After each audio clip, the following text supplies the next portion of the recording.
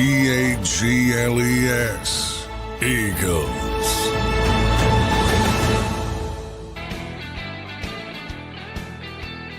And welcome in, everybody.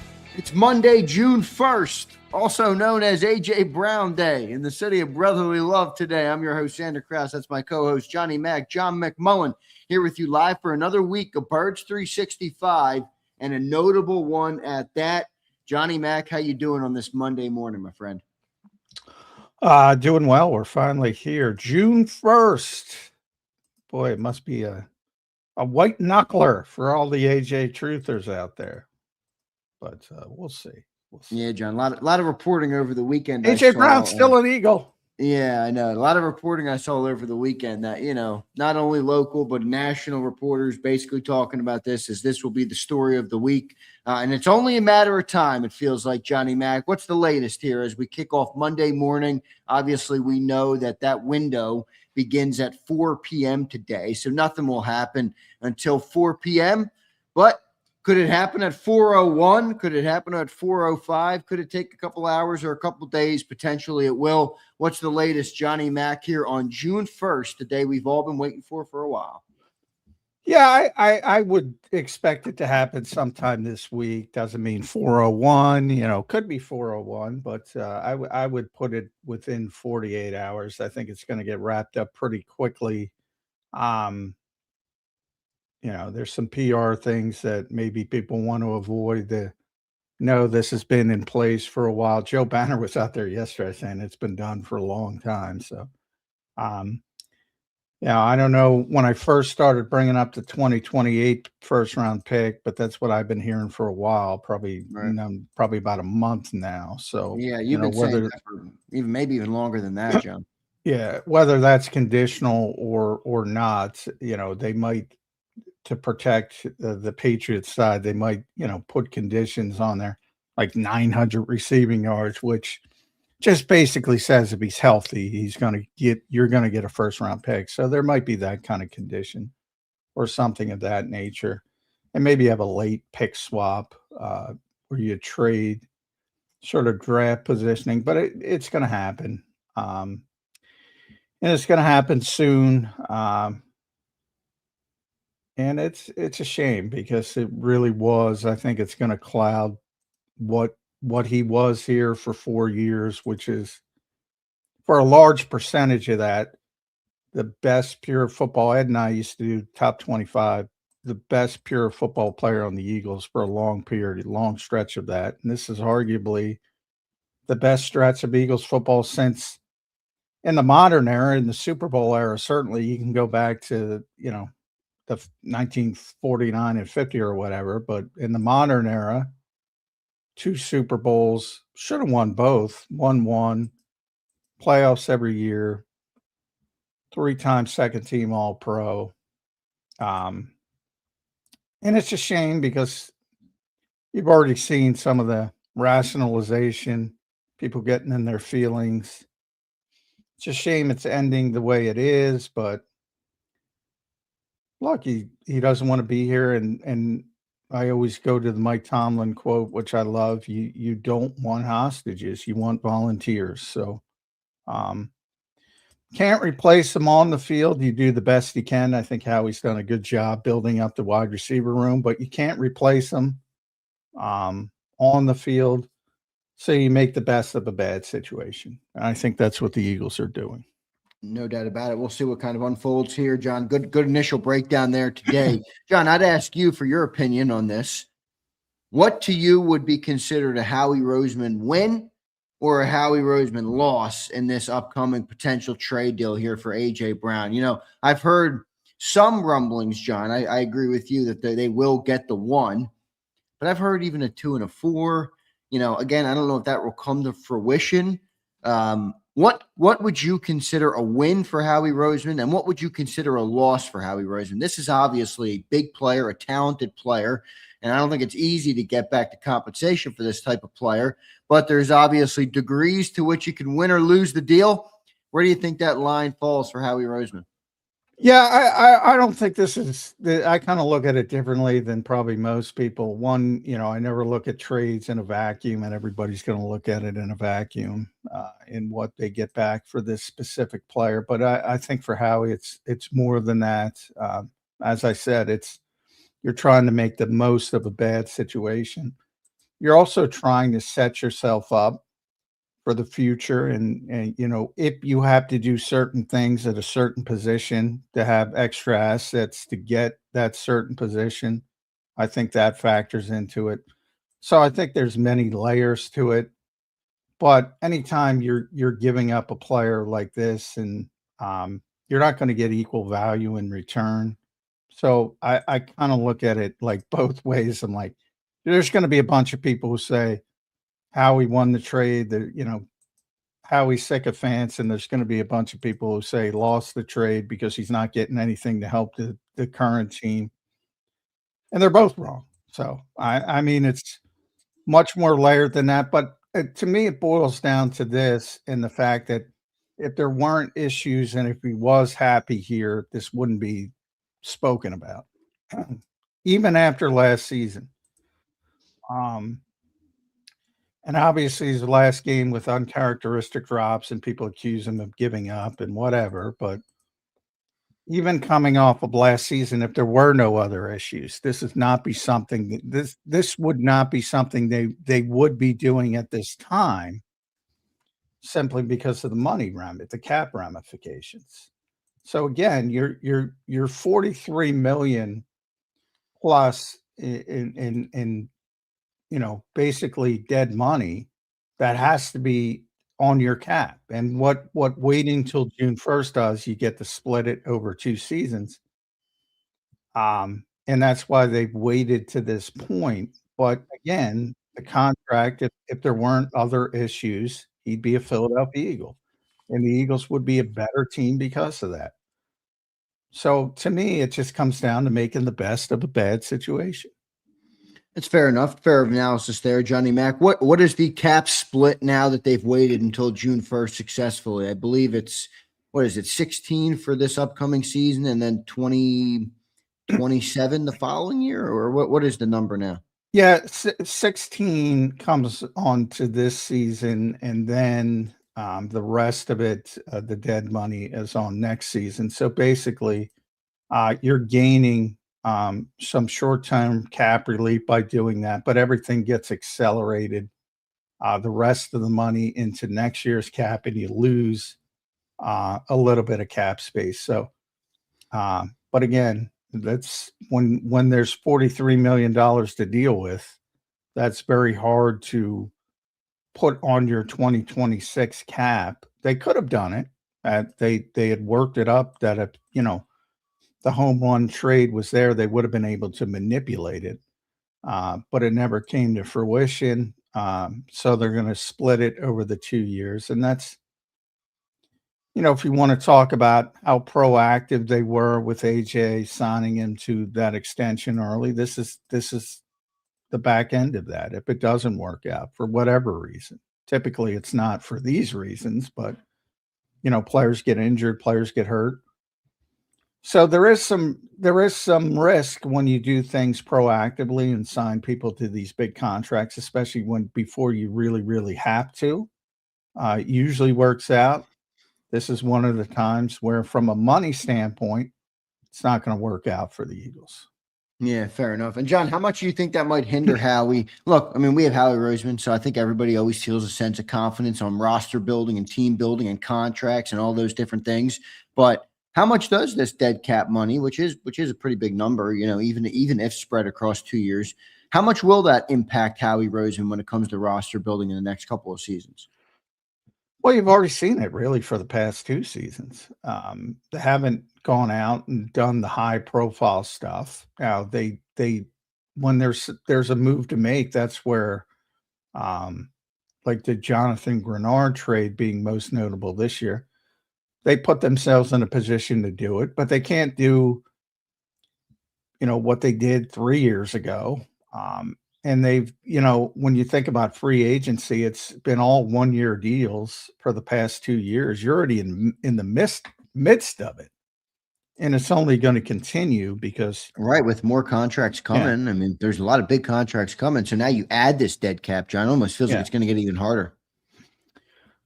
Yeah, I mean, yeah, you're going to see a bunch of 1-year contracts in free agency is basically what it comes down to. And if there's a chance to get a high profile player like Grenard, they'll do it, but it'll be very targeted. Won't be big splashes. And you recognize it's not that noticeable because people don't notice they've already lived through it for this is the second year. So they're in the midst of it. So the Eagles have done a good job to make it not that noticeable, but they're clearly already dealing with it. And this makes it a little bit worse. Yeah, fair enough. I mean, I think there is some noticeable things that have happened, obviously, here. I mean, they've lost quite a bit of players, John, recently, and like you pointed out, haven't really signed any great big free agents. The Jonathan Grenard trade was a big one. John, at this point in his career, and at this point for the Eagles, what would you trade for A.J. Brown? Do you think the Patriots trading a 1 is too much, John? Well, the issue, and that's where I think fans get caught up in I hear a lot of Jalen Waddle got this. Well, Jalen Waddle doesn't have a problematic health report. A little bit younger.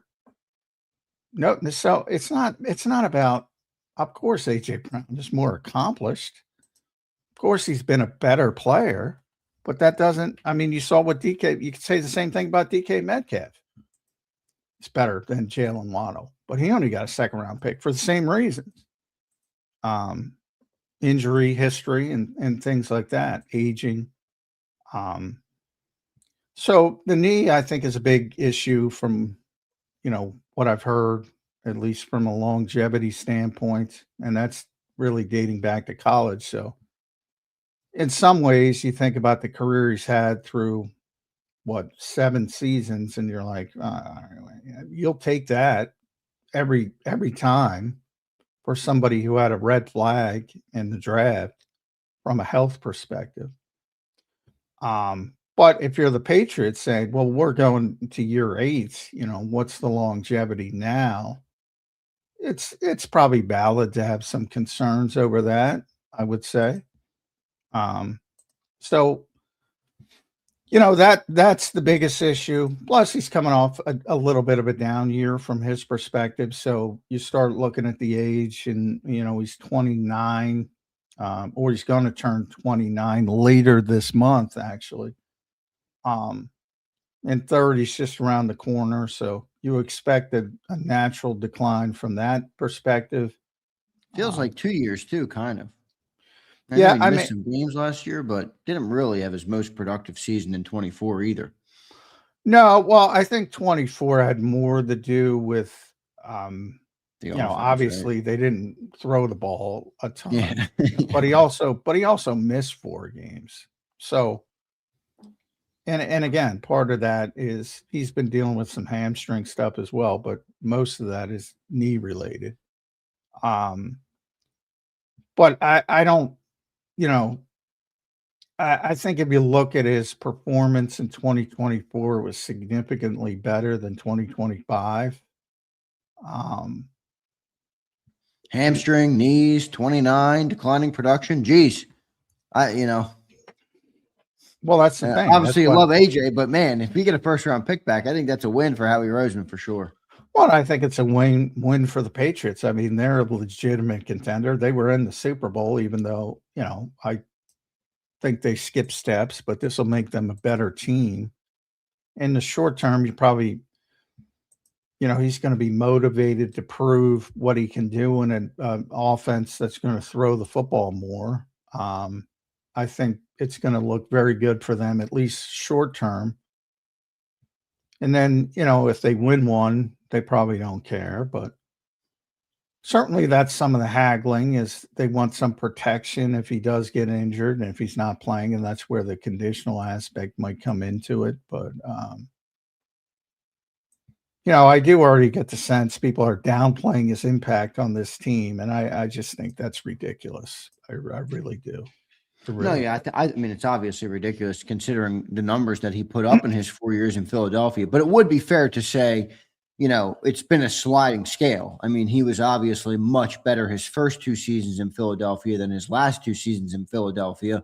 In fact, the first 2 seasons, really carried a lot of the weight when it comes to the production numbers. I think he had almost 3,000 yards, between those first 2 seasons. So he was tremendously productive. I think it would be fair to say, boy, is he a declining player? And do you want to trade a first-round pick for a 30-year-old, 29-year-old wideout with some knee problems, some hamstring problems, declining production, and in a way, a bad attitude, Johnny Mac? So, look, I love AJ. I'm not trying to downplay what he did in Philly, but I'm looking at the here and the now. That's another thing I'll push back on. People say, well, because I got a bunch of fans saying, well, how can he be so popular in the locker room? I think a lot of it is, he was saying the shit that everybody was saying behind the scenes, in front of the scenes, trying to get shit fixed. And from that standpoint, I look at it as like, they're trying to fix shit. They're going to a different style of offense. Right. And I think a lot of that has to do with AJ Brown. And in a weird way, if this is successful, a lot of that is due to AJ Brown. It really is. Who raised the stink about the offense not working anymore. Yeah. Fair enough. Like I said, there's a lot of layers to this. Ultimately, boy, that's a curveball thing. Thank AJ Brown for the Sean Mannion led West Coast style offense in Philly. And the biggest, maybe the biggest layer, but I don't like the gossip stuff, is that, he and Jalen are not as close as they used to be. And maybe if they were, he would live through, what they did, and they're changing and everything would be copacetic and he'd get the credit for that. But obviously he's not going to get the credit for that. But if the stink wasn't raised, maybe they change, but he was trying to drag him to it. I'll tell you that. Right. Yeah, he was. No doubt about it. All right, John, what's the preview then of the day then? Or just for fans maybe who don't know exactly the way the timeline works or the new league year works. You got 4 p.m.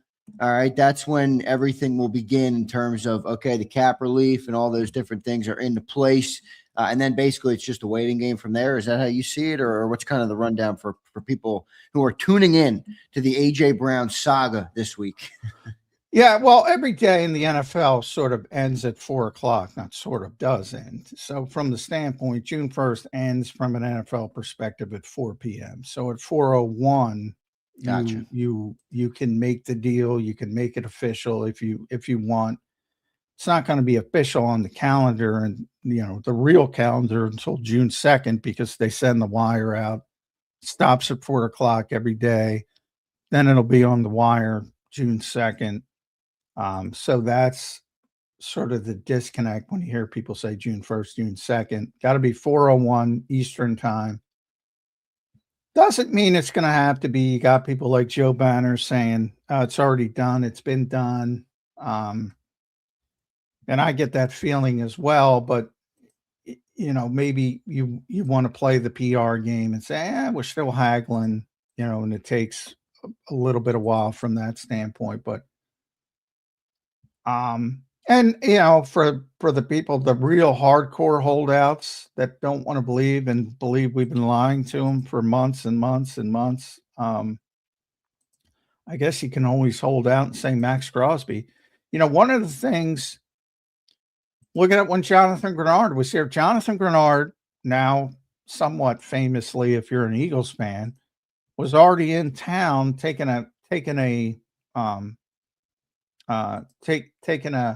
getting a health check, taking a physical on day 2 of the draft before the trade was announced. He was already at the Jefferson Health Training Complex. He was, because you're allowed, HA might have to go up there and get a physical, especially with some of the injury concerns. And it might have already been done, but it might have to happen today or tomorrow, whatever. Because they want that information, I'm sure. But is there any chance he fails a physical? Well, Yes, Max of course Crosby there's a did. chance. Yeah, Here's, that's why I asked. now in the case of Max Crosby, they gave up 2 first-round picks. I think they had buyer's remorse. But I always say with the NFL, with the guys who played, and AJ's been playing for a long time, Max Crosby's been playing for, you can fail any of them on a physical if you want to. You can pass them if you want to. Right. So, but I get no indication the Patriots don't want AJ Brown. So I think everything's going to get done. Well, we'll see what ends up happening this week. I want to thank and welcome everybody for being here this morning. It's June 1. We've been waiting for June 1. A lot of you guys have been keeping a countdown to June 1 in the chat. I don't know. You guys tell me. We're now 0 days away from June 1st, which means AJ Brown, the clock is ticking. John, do you feel like the Eagles have done enough to manage the loss of AJ Brown? Obviously, I think it goes without saying that you don't replace a player as good as AJ that quickly or that easily, but they've kind of gone the committee approach. They've obviously signed several receivers. They've drafted Mekhi Lemon in round 1. They brought back Dallas Goedert. The rest of the offense remains pretty much the same. Do you feel they've done enough as a team to continue to stay competitive even with the loss of AJ Brown moving forward? Yeah, I think I think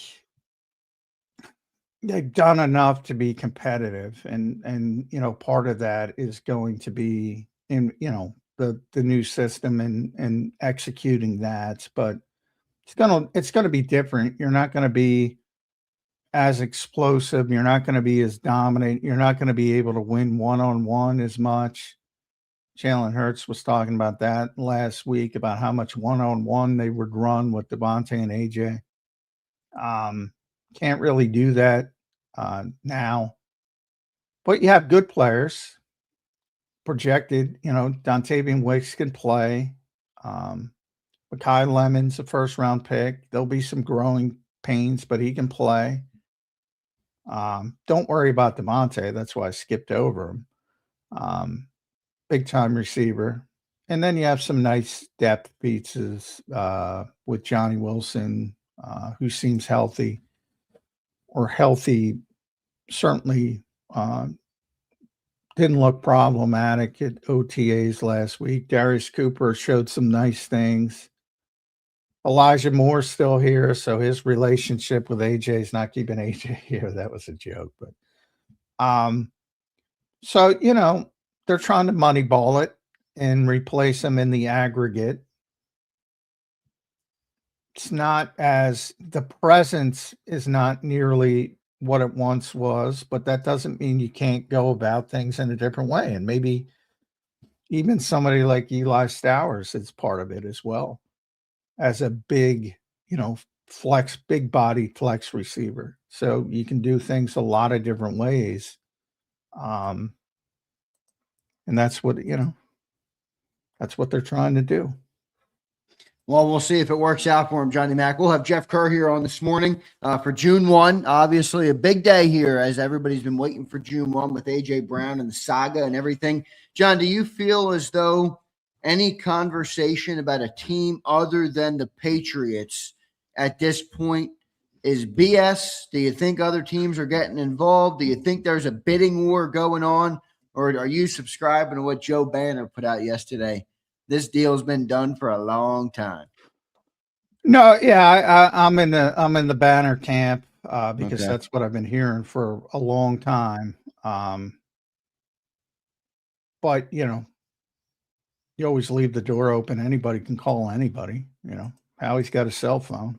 Yeah, right. Somebody wakes up today and goes, "Boy, my receivers look like shit in OTAs. Let me see if I can get this going." I don't know who that would be. That'd be a dream scenario for the Eagles. But I don't think it's going to happen. Well, I mean, Kansas City's an obvious team with their best receiver being in jail currently.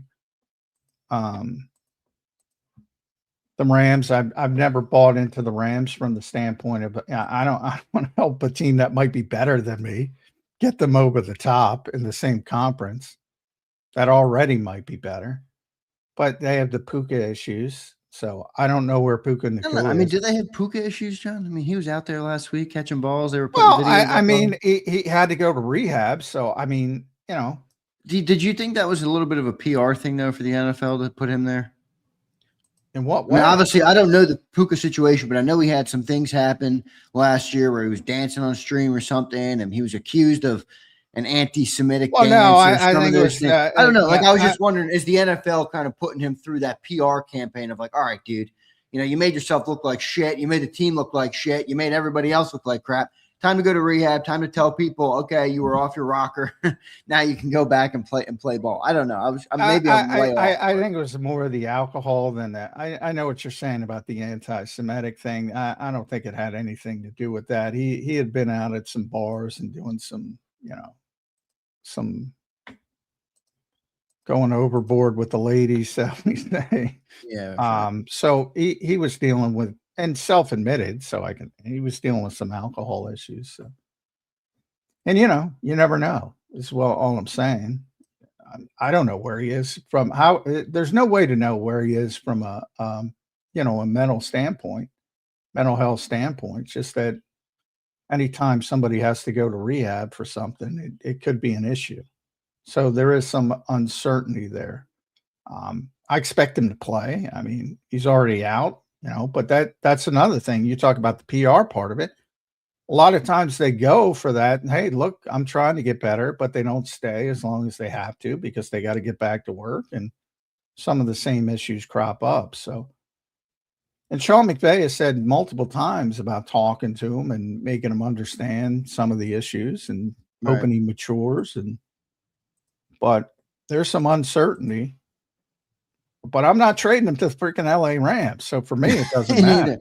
What about the Chargers? That's where I thought would be an interesting one. That could want AJ. Yeah, Boy, I think AJ Brown with Justin Herbert. Ooh, man, John, AJ Brown with Justin Herbert. That'd be a good combination. Well, I don't know. Eagles fans think Justin Herbert stinks, evidently. So Eagles fans choose to be delusional about one of the most talented quarterbacks in football. Yeah, I haven't heard much about the Chargers. So I don't think that's going to be relevant. They could certainly use them. I mean, I assume they'll get Keenan Allen back, and he's tremendous for his age and all that kind of stuff. And they always bring him back. But, Quentin Johnston has been a drop machine. Lad McConkey's a really good player, but it's not dominant. And then you have Trey Harris, and so they could use him, but I really haven't heard much Chargers hype at any point. So it's tough to imagine them coming in last minute with anything. I saw like the Jags. I see Takeem talking about them in the chat. I saw some of that, but we'll see what happens. I'm with John. Well, the Jags stuff is about Brian Thomas, and it's like the Eagles don't want Brian Thomas. I don't think they do either. But the only thing I thought was like, the only thing I was thinking was, Howie Roseman, is he really going to get boxed in, 2 months before June 1 on the Patriots when, I just felt like Howie would obviously be, working the phones a lot more than that, which made me not believe it was all hamstrung on the Patriots. But if that's who wants him and that's who's willing to give the one, then it's going to be the Patriots. Well, early in the process, I mean, they were legitimately negotiating with the Rams, most notably. So, I mean, there were other people involved earlier, but once they made their decisions, like you think about Buffalo was involved a little bit early, checked in, and quickly made a trade for DJ Moore. And you say, well, why? I don't know why, but they did it. And from that point, they were out. I don't think they're going to solve their issues with DJ Moore, and you might call it a poor evaluation, and I wouldn't necessarily disagree, but there were other people involved early. And as it continued to go on, became the Patriots. Pretty much it. Well, let's see what happens today. It's June 1, everybody. Thanks for being here. One super chat. Then we got Jeff Kerr. Here's Burry, John. He says, way to put Meltzer in his place, J-Mac. I did see that over on X this weekend. A little wrestling. What a moron. I'm not giving that guy 10 seconds of airtime. Fucking moron, source guessing. Anybody who makes the amount of mistakes he makes Anybody who follows me, tell me how many mistakes I make, flat out mistakes about things involving the Philadelphia Eagles in the NFL. And by the way, if I do, I'm making media corrections. This knob is out there questioning my sources, and go fuck yourself, dude. You're I don't know what happened to him, but he is an absolute freaking joke. Shredded. Burry, thanks for the super chat. Good stuff, brother. Appreciate everybody for being here today. Hit that like button for us. All right. Don't forget to subscribe to the channel if you're not already. And let's welcome in Jeff Kerr to the show, who joins us right here. You can follow him on X at Jeff Kerr, PHL. Jeff Kerr, it's AJ Brown Day, my friend. How are you doing on this Monday morning, June 1st edition? Can't wait till this thing is over. I'm so tired of delusional morons who think he's not getting traded. And here's the thing: people actually believe them. People who know well, we've nothing, been lying to them. That's another. I've been lying for months. We've all been lying. We don't know what we're talking about. We're trying to destroy the Eagles here. Yeah. Well, I always talk about our weekly meetings to destroy the Eagles. Yeah, we plan them after this show. That's our weekly meeting. We should do a podcast on how we are going to destroy the Eagles. Our weekly destroy the Eagles meeting. Jeff, when is this saga coming to an end then? 401? I don't think it'll be 401. Wednesday? I think it's, what do you think? I said this week. That was my prediction.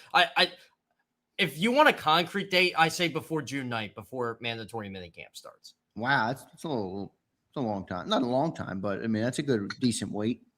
By the way, Daryl Reuter covers the Browns for, I forget, but he's been a long time Browns guy. So they're already starting the next one. It's June 1st, so happy Myles Garrett can be traded now day. The moment that the bonus payment, yada, yada, yada. The two teams to keep an eye on to blow up Andrew Berry's phone, the Eagles and the Rams. I feel like the Eagles call about Myles Garrett every year. Oh, well, they do. If he's available. They do. Howie loves him. Well, what's not to love? Yeah. I mean, really, the only thing you can get on Myles Garrett for is there might be a year where he has, actually it's every year he has more sacks than speeding tickets. Well, yeah, there's some speed. Speeding seems to be a problem with the NFL as a whole, particularly Georgia, but the NFL as a whole.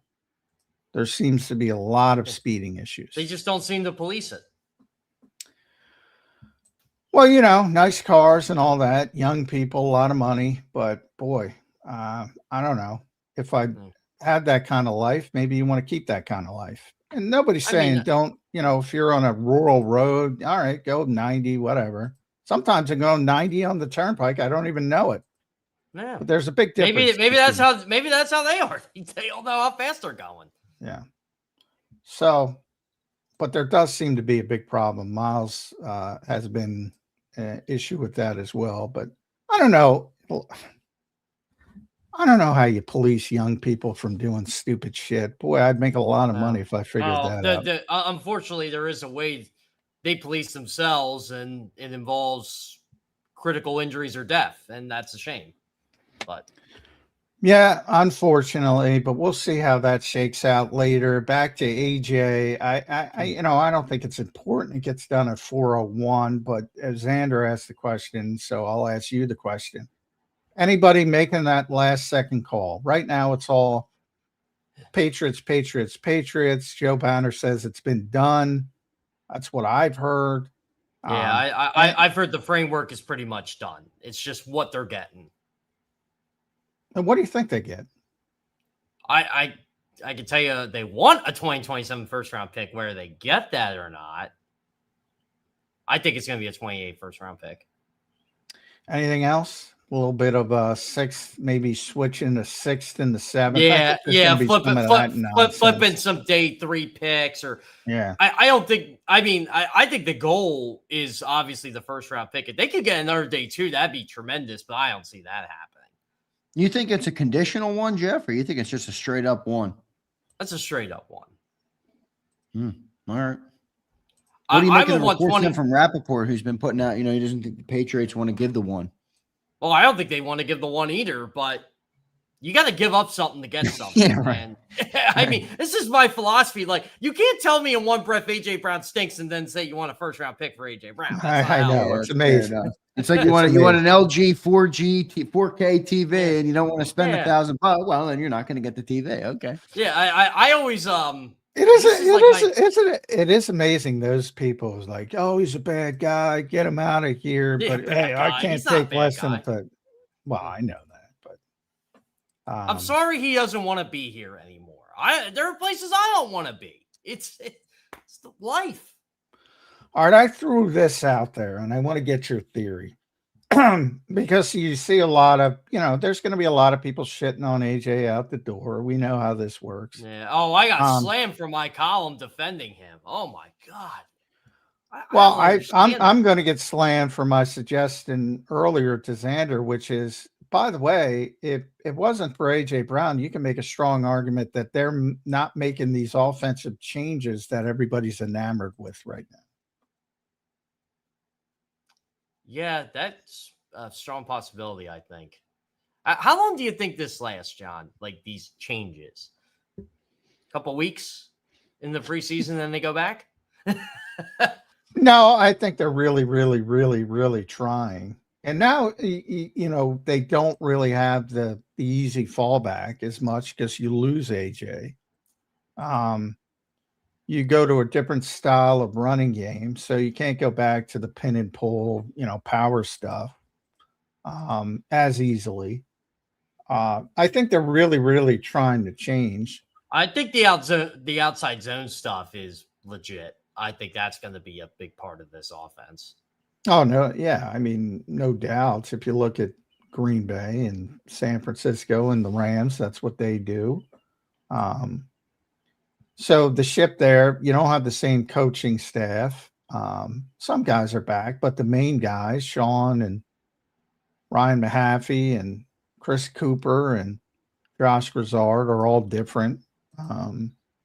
So they're trying to change. The question is it going to be effective? That is.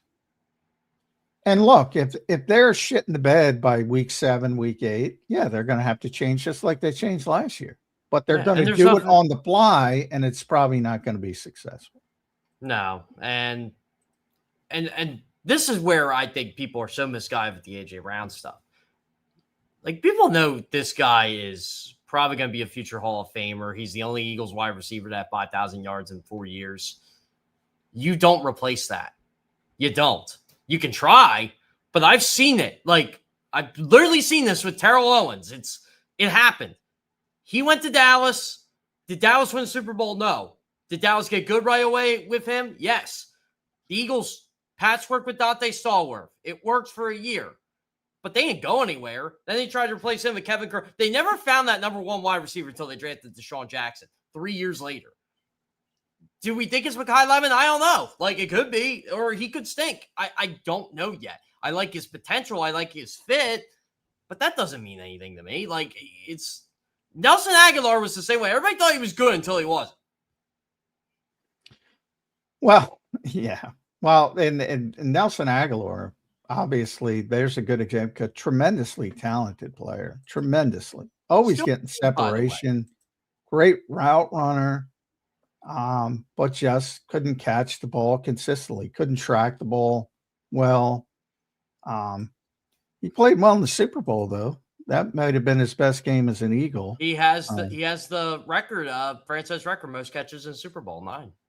But when you think about first round pick, yeah, I mean, he didn't live up to the hype. To me, with Mekhi Lemon, I'll tell you what, if they're drafting, if he's just a slot receiver, he's not going to live up to the hype. No. But my presumption, and more than that, is that if the Eagles thought he was just a slot receiver, they wouldn't have drafted him. They certainly wouldn't have traded up. He may just be a slot receiver year 1, but my belief in the Eagles will be fine at receiver is Devontae Smith's still here. It's not like he's going anywhere. And that's who's really, taking over for AJ. Oh, but yeah. The question is, can he do it? I mean, look, I think Devontae's a great player. He hasn't done it to the point where you'd feel overly confident about. I think he averages like 60 yards a game when AJ's been out, but I think he'll have a bigger opportunity. You know, how's he going to handle more double teams? How's he going to handle more focus from a defense? I think those are all fair questions, but I do have confidence Smitty will be able to do it. I mean, I have no questions about Devontae Smith. Zero. Yeah, he's one of my guys. I'm just not worried about. Yeah, I'm, you know, but to your point, he's actually the replacement for AJ Brown, and then Mekhi Lemon or Dontavian Wicks is the replacement for Devontae, and the other's the replacement for Jahan Dotson, and so on down the line. The group isn't as good. Maybe it's deeper, but it's not as good at the top. So that's where you are. So you got to go about it a different way. I was laughing with I was on WIP with Jody Mack this weekend, and we were kind of laughing before the show a bit. And Jody goes, I might bring this up to you on air, but you don't have to. He goes, the Eagles don't have to trade this guy, right? And I said, oh, they don't have to trade this guy. They could piss him off to no end and not trade him because they can afford not to trade him, but they're trading him. He doesn't want to be here. Yeah, Mike Tomlin, baby, said it earlier, say it all the time. You don't want hostages, you want volunteers. Yeah. And right now he's a hostage. He's prison without bars. And you know, it's addition by subtraction. You're not going to replace the skill. John, did you feel he was a distraction last year? Yeah, I think so. Yeah. Yeah, I think it's fair. Like for Eagles fans to say he was a distraction, I've agreed with that with them. I said, look, well, I think I think it was a distraction when they were winning the Super Bowl. So I mean, it's not like you can't overcome it. I just think people need to understand he's an interesting guy. He just is. I never got he thinks he's the smartest man in the room vibe, but I've gotten I really believe what I believe, and I don't care what you think, and there's nothing wrong with that. No, I you know, first of all, the people that, well, he should be happy because they're winning people, you know. You don't want receivers who don't want the football. I say that all the time. You're like, I don't need the football. I don't want you. Get out. That's like the Tom Brady practice squad thing. You don't want guys on the practice squad that don't want to be on the active roster. Yeah, that was interesting. That was an interesting debate this weekend. So from that standpoint, and then he's driven by different things than people expect. And he talked about it after winning the Super Bowl. He said, you know, everybody told him how to think and how he would think and how he would act. And he was like, let's get back to work.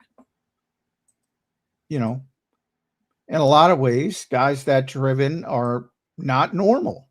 And that's why they become what they become. So there's a give and take. Yeah. It's hard to be happy when you're seeking happiness all the time. Yeah. So if he's happy with it and he's satiated by it, you might not have the same player. So, you know, it lasted for 4 years. For the vast majority of the 4 years, he was the best player on the Eagles. And the shelf life is over. That's how I look like. I just keep saying to people, look, you got the 4 best years of AJ Brown. I don't think you're going to get the same AJ Brown with the Patriots. The Patriots are going to get the same AJ Brown as the Eagles got. I just don't think that's going to be possible. For the numbers people, he'll be better next year, as long as he's healthy. Yeah. Well, he also has that knee issue. Yeah, well, I mean, that's factored into it. But if he plays 17 games, his numbers are going to be better with the Patriots than they are with the Eagles. Patriots throw the ball more. I think Drake May will get him the ball. I actually think he's going to have a big first year with the Patriots. I think he's going to be motivated. I think he's going to have a very big first year with the Patriots. Yeah, and I think may have a big second year. I think the Patriots are going to be a better team and probably not reach the Super Bowl because they shouldn't have been in the Super Bowl last year. That's why the Eagles want that 27 first-round pick. You could be a better team and say you lose in the wild card round. That's pick 19 to 22. That is some premium real estate for AJ Brown. Yeah. Now, here's the other part of it, Jeff. Now, how much of this, because people like to talk about trades in a vacuum, and they're going to, that's how they're going to grade this trade, and Howie will roll his eyes somewhere in his office and say, these fucking guys, these morons don't get it. Yeah, I'll be one of those morons that I'll even give him an A. I'm not going to speak. Howie's not going to be that angry about it, but it does bother him. I don't know why anything we say bothers him. Well, it's just that, like, you know, occasionally I like Howie from the perspective that he tries to give as much information as he can, and he tries to teach people, you know, what he can, and a lot of people don't listen. So I get the frustration from that standpoint, but I'm with you. Like, at the ultimate day, he's Howie Roseman, and yeah, that's what I would literally look in the mirror and say, "I'm the GM of the Philadelphia Eagles. Who cares what those people think?" I only have to answer the one guy. Now, how much is this about? Let's say it's going to be a 2028 first.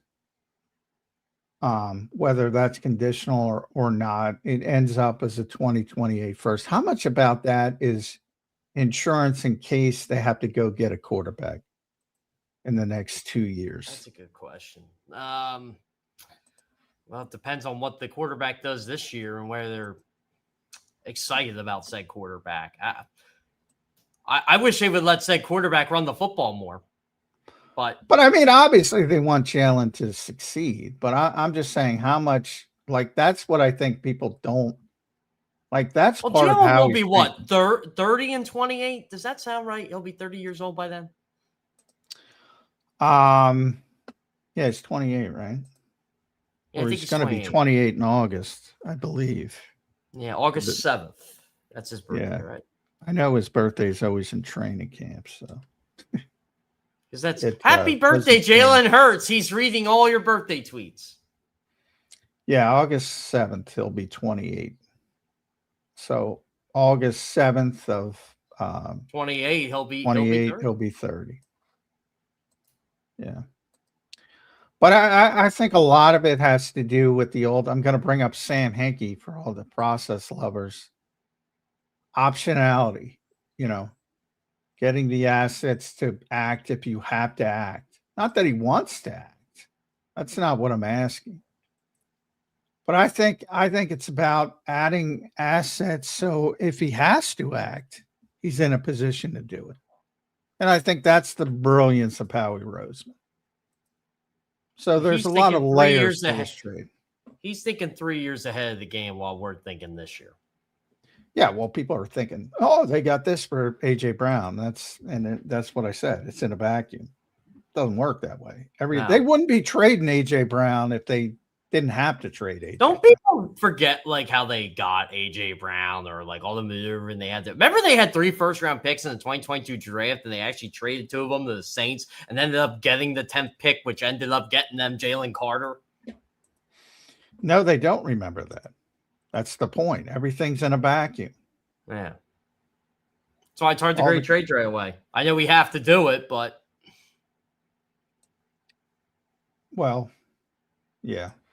I mean, it's become part of the ecosystem. The ecosystem. When you're grading the trade, Jeff, I'm telling you to think about it in a more layered way. Yeah. To me, it's when I got to grade it, it's first thing I'm going to look at is first round pick. If they got it, I think it's going to be a good trade. Well, what do you say to the critics that say, well, they're not helping this year's team? I'm not worried about this year when it comes to that. Like, I don't know. I'm looking at, okay, they're going to have 2 first-round picks at some point. In 2028, it's going to be good, too, from what I'm hearing. So, I mean, you rather have it for 27. what if the Patriots are good in 27 or good in 26 and thinking 27? That could happen. Well, like I think tears ACL. You never know. Yeah, well. I don't think the Patriots are that good. I don't either. I don't think they're good. I think AJ Brown makes them better, but they still have offensive line issues. They're very delusional in what they think good is.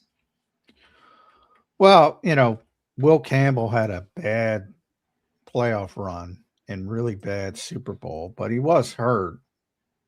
And ultimately, I think he's a good player. You might have to move him inside, but they got a lot better because they signed. They drafted Caleb Loma, who was a guy who a lot of Eagles fans were focused on, and we were all focused on, who might be an Eagles pick. They got Elijah Barrett-Tucker from the Jets, who's a pretty good player if he ever stays healthy. So they're getting better on the offensive line.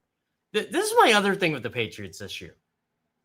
I was always told, if you're a coach, never be the distraction. Well, he is a distraction. Like, he can deny it all he wants. The fact that reporters have to ask him about this is ridiculous. Where are you on that? Look, I mean, what are we going to do? It's his life. Like, he can do what he wants. That's what I mean. I mean, look, he's got to go through his own personal hell with his wife, presumably. Yeah, we're assuming that's going on, by the way. I mean, are we going to fire people? Are we going to fire people for it? Intermarital affairs? Because there's a lot of people who are going to get fired. Yeah. And I'm not making moral judgments. I mean, everybody can stand on them. But I mean, what do people want here? They're not going to fire the head coach. Now, I'll tell you what a certain fan base wants. They think that this whole thing was a way to get AJ Brown. How is it bucket? I don't know how. Yeah. How could you call, and all these, again, to your point of, the people that say AJ Brown stinks and he gave up on the Eagles, but you can't trade him unless you get a first and a second and everything, and Jalen Waddle this and Jalen Waddle that. How do you put that together in a similar vein? How do you say Diana Rossini and Mike Vrabel were the architects of this, and they forced Howie Roseman into a box, the best GM in sports? I can tell you, Diana Rossini. I can tell you Diana Rossini had nothing to do with AJ Brown's desire to go to the Patriots, only that she knew AJ Brown wanted to go to the Patriots because she was close with the Brown camp. Well, she was close with the she was very close with the Vrabel camp. She was close with both camps. Camp. I mean, but I was trying to, like, I didn't. But how is that tampering? It's not. That's my only point. Like, Diana Rossini can't freaking make Howie Roseman do anything. Yeah. It's absurd to even intimate it. It's really insulting to Howie Roseman in a way. Yeah. I mean, I don't know. I got blocked by Diana Rossini last year, so. And I didn't even I was agreeing with her, and I got blocked. Oh, man. Is there any personal? Does Jeff have a personal vendetta against Diana? Nah, not really. I didn't even know I was blocked until like months and months. Well, I don't even think she has an account to block anymore. No, she doesn't. But I remember she reported something on Brown. It was like right after I got laid off, and I said, well, people are going to get on her, but she's right. Like, I've heard the same thing. Watch your wording there. Yeah. I digress. No, Diana's a nice lady. She is. I met her a couple times. I'm not advocating, unprofessional behavior, but no, that doesn't make that's not anything I would do. Let's just put it that way. Well, I don't want to. All right, we'll leave that. Low hanging fruit. All right, one of the things we haven't talked about is today is also Brandon Graham Day. So that's what I'm writing about for Sports Illustrated. Before I got on here, I was writing today's Brandon Graham Day. Now he's officially going to be off the roster. They had to carry him to June 1st. Now, a lot of people, seems to be growing sentiment that the Eagles are going to bring him back. Why are you bringing back Brandon Graham? I love Brandon Graham. Yeah, I do too. I love him. But why? Where does he fit? Exactly. They have their Doing? four. Is he going to play over Joe Tryon? I always forget his last, how to say it. Shoyinka. Yeah, well, Shoyinka. I don't even know if Joe's going to make the team. I mean, that's how deep they are at edge rusher. So at edge, you have Jonathan Grenard, you have Nolan Smith, you have Jalix Hunt, you have Arnold Ebiketie. Ebike's a really good number 4 edge rusher. He really is. And then you have, if you want to keep a 5, it would be, in theory, it would be Joe Tryon until Brandon Graham comes back. Then I think Brandon would be the 5. Yeah, right now when I did my last roster projection, I had Joe Tryon as my 5th. I actually kept 6 defensive tackles because I said, I just can't see myself cutting a Byron Young right now. Well, you can't cut Byron Young. You could trade him. Yeah. But that's another thing. So it depends. And Brandon's got some versatility. And by the end of last year, he was playing more defensive tackle than defensive end or edge defender, to be more specific. But you have Jalen Carter and Jordan Davis and Moro Ojomo and Ty Robinson and Byron Young. It's like, what are we doing here? Yeah, you got to see if Ty Robinson can play. We don't know if he can play, but we got to find out.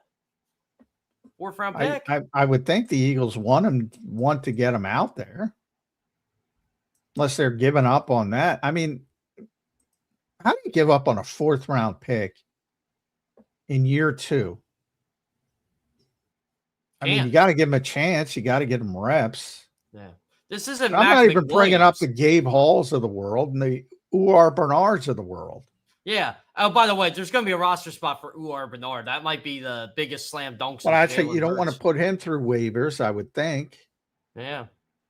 So that's why I had 6.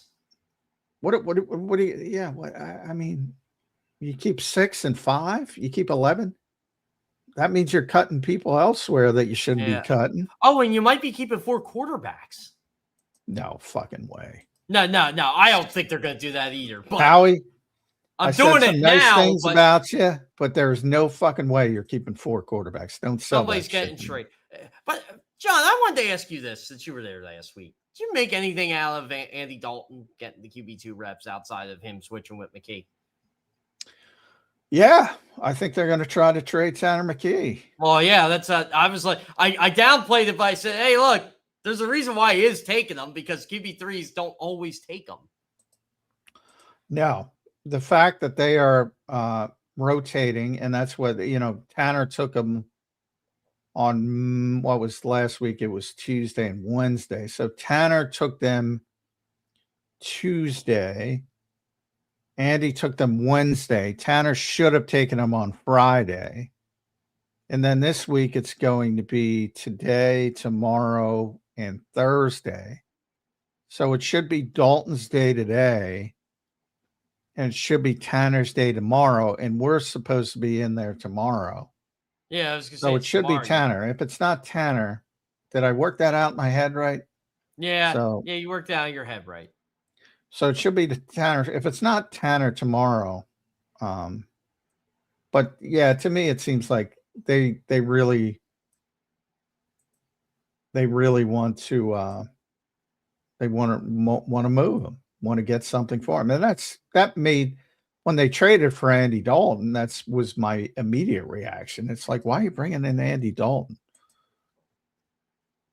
And, the hope is there's an injury along the way and somebody gives them something valuable for Tanner McKee. I can't imagine them getting a 2nd round pick. Like, why? Yeah, there's no way. We're talking about maybe a 2nd for AJ Brown. There's no way they're going to get a 2nd for That's Tanner, what I laugh at. Like, well, the position value. Yeah, positional value. A lot of people didn't like when I said last year Tanner McKee did not play well in the season finale. He didn't play well in the season finale. I know he did not play well. They lined him up with a bunch of backups, but yeah. Well, exactly, and everybody's like, "Well, put more context." I'm like, I did put more context in. I can say he not play well and realize the situation. Now, how would Jalen Hurts look with all backups? I mean, I don't know. I don't think anybody would look all that. Well, I don't think anybody, but he looked better the year prior and at the annual Tanner McKee game. So, I mean, it's fair to, he was playing with backups the year prior and he looked better. By the way, I got landscapers. Can you guys hear that? No, you're good, John. I can't. All right. Where you getting landscaped? I think it's across the street.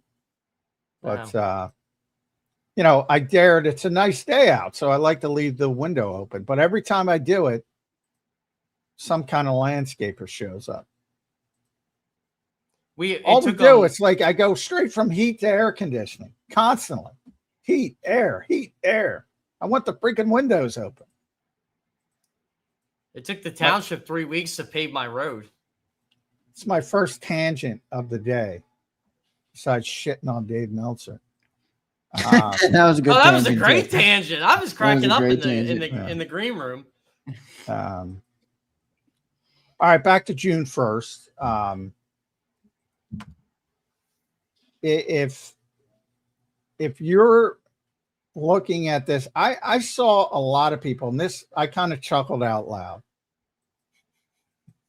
This would be, if AJ Brown was back, this would be the greatest wide receiver group in NFL history. I saw that from like three different fans. What makes them think AJ Brown wants to be here?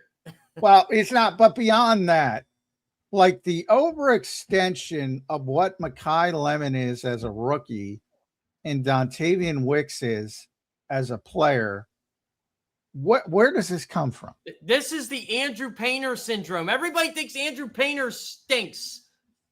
Everybody thinks he stinks because he's having a bad start with the Phillies. You're going to have the same expectations with Mekhi Lemon, and it's going to fall flat on your face. Really bad. Why do people do this? I don't know. Because they want engagement. It's stupid. I pointed out yesterday, like, again, everybody knows I cover the Phillies. Andrew Painter's ERA is lower in his first 11 starts than Cole Hamels. Maybe we should be patient with these people. No, Cole Hamels never pitched like that. I'm literally telling you he pitched like that.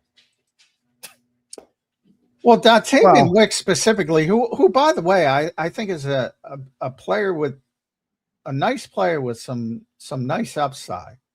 But I mean, he played 3 seasons in Green Bay. The most receptions he ever had was 39. Like where is this? Green Bay didn't even want him. Well, that's another thing. Yeah.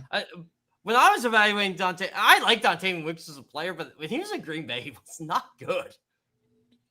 Well, he drops it a little bit too much, but I do like his separation. He gets a lot of separation. I think that's important in this style of offense. I think he's a good wide receiver 3 in this offense. Nothing wrong with that. And I think ultimately that's where he'll fit in. But if he has to start, because sometimes it takes rookies a while to get started, as he pointed out with your Andrew Painter reference, he might have to be the wide receiver 2 early. And to your point about the Packers, I mean, yeah, they have Jaden Reed and they have Matthew Golden and they have Christian Watson and they have Savion Williams and Sky Moore. And I think they moved Bo Melton back to receiver again. Yeah. But they lost Romeo Dobbs and they traded away Dontavian Wicks. They weren't going to re-sign Dontavian Wicks, so why not trade him? Yeah, well, that's why I think the Eagles might move Tanner McKee for, even if it's for a 4th-round pick. Because they're not going to re-sign him. Exactly. I mean, Kaylee Ringo, would you be shocked if Kaylee Ringo got traded? Not at all. Not at all. Especially, I don't think they're going to re-sign him. The backup cornerbacks, and it's early, but they were Jonathan Jones and Jacorian Bennett outside. Shocker. Kaylee Ringo was 3rd team. It's like great special teams player, but can you really keep him and JT Gray just to play special teams? I feel like Kaylee Ringo is going to be like, he's going to be in the league a long time. I'm trying to think of a really good special teams comparison for him. JT Gray? Yeah, JT Gray. There you go. Chris Maragos. Like, Chris Maragos in the league a long time. Couldn't play defense to save his life, but really. By the way, speaking of Chris Maragos blocked me. Nicest guy in the world. Blocked me. You're talking about blocked. I'm like, what did I do to Chris Maragos? And the only thing I could think of, the one year he was starting at safety, and I did write something that, that's probably not going to be a good thing. And then I get blocked. Very tepid criticism. Darren Sproles did not like what I wrote about once, and he blocked me. Yeah, I mean, people got to get thicker skin. Especially, it's funny. Baseball players have really thick skin, and they see everything. They just don't care. Unless you're Bryce Harper. Then you seem to care what people Bryce cares. About how you brush your teeth. Bryce cares. Yeah. Oh, yeah. He cares. There's always a calculated message. By the way, breaking news: the Dodgers are better than the Phillies. Shocker. Breaking news. I can name about 8 teams that are better than the Phillies right now. Phillies can't hit. Yankees can't. Nobody can hit. Who can hit? No one can hit. The Phillies have a right fielder right now that's 153rd out of 160 qualified hitters in batting average. It's freaking become a game of bombs or nothing. Yep. And I hate it. I hate everything about it. Home runs or nothing. So on my Phillies podcast, John knows Oscar Budahin very well. Oscar tells me every day, Adolis Garcia is going to hit. I'm like, it's June 1st, Oscar. I'm waiting for him to hit. Still waiting. I might be waiting another month. I might be waiting 5 years at this point. How's Oscar doing? I got to get Oscar back on the show. He's doing good. But he's good. busy this time of year. He is busy. He's got his NBA gig right now. Oh, really? He's doing NBA? Yeah, he's doing NBA in Spanish. He's been doing, starting in February, he's been doing the entire playoffs. Nice. Yeah, he's all excited for the finals. Yeah. He did game 7 on Saturday night. Is he going or is he doing it remotely? I think this one he's going. I think nice. I think he's going to this. So well, it's easy to go to the Garden, but if he gets to travel to San Antonio, it's always fun to go to the Riverwalk in San Antonio. Yeah, I've never been to San Antonio. It's on the list.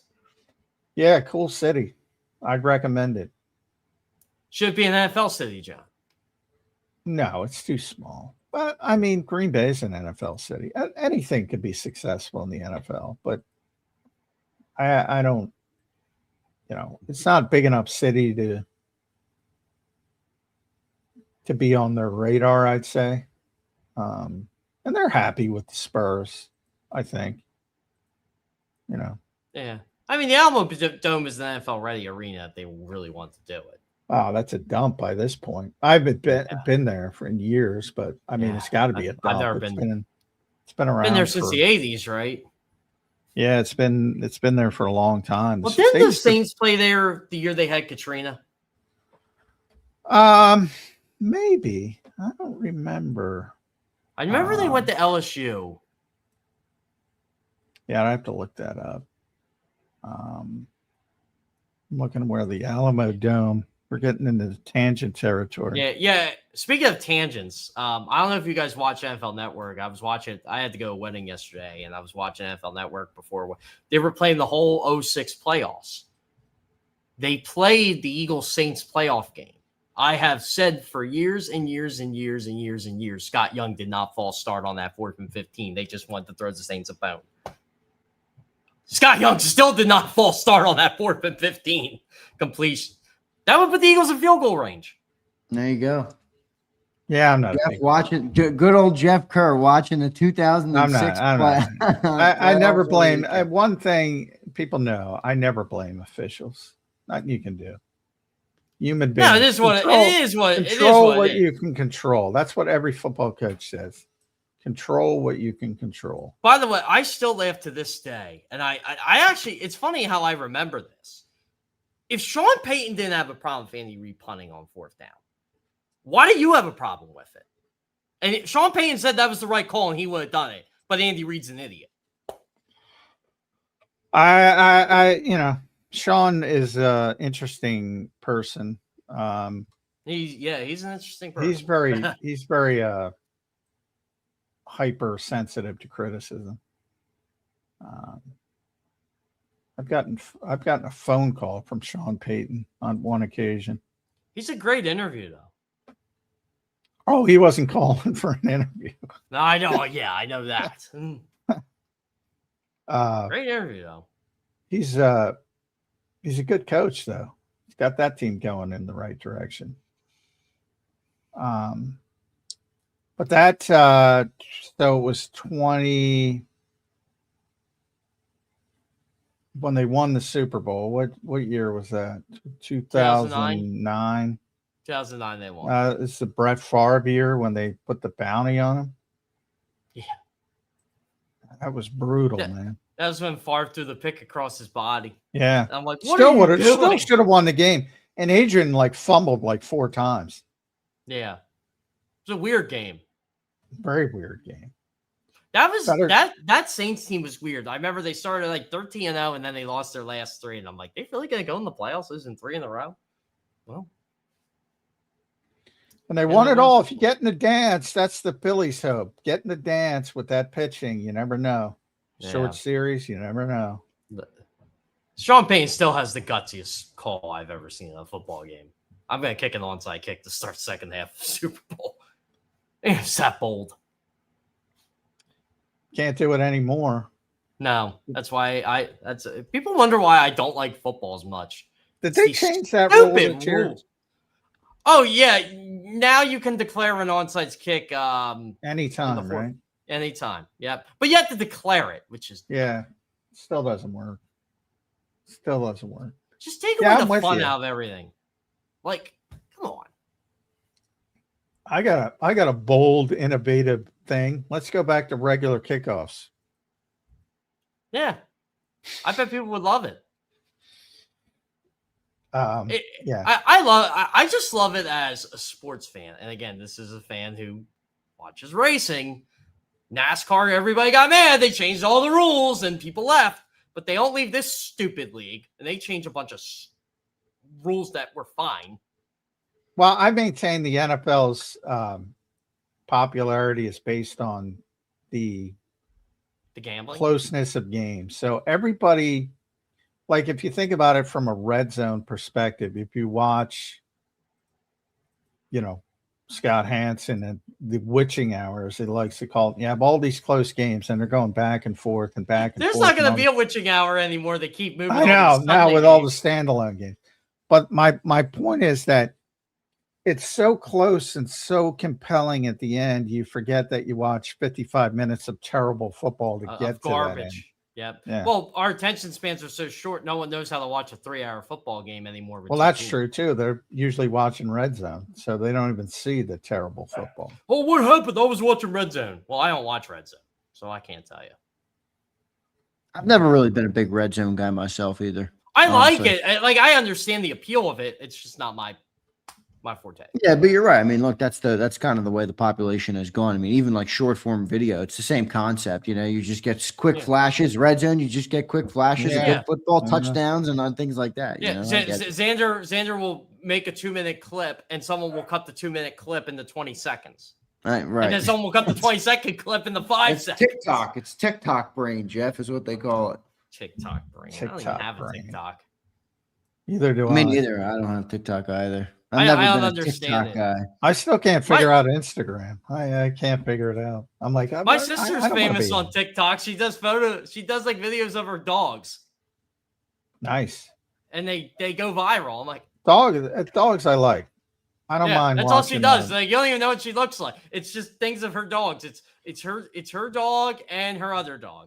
And now she tries to get the baby involved, but she doesn't want that. So Jeff, question. When do you think this AJ Brown trade comes down? Wednesday? Thursday? It'll be today? Week. This Should week? It be a 401, John? Do you really think it'll be at 401? 401. I don't think they'll do it that quick because they want to make it out. I'll tell you what. Haggling.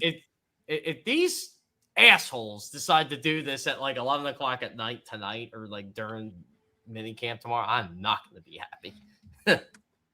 Is AJ Brown, is he even back from his honeymoon yet? The guy just got married a week ago, wasn't it? When was that wedding?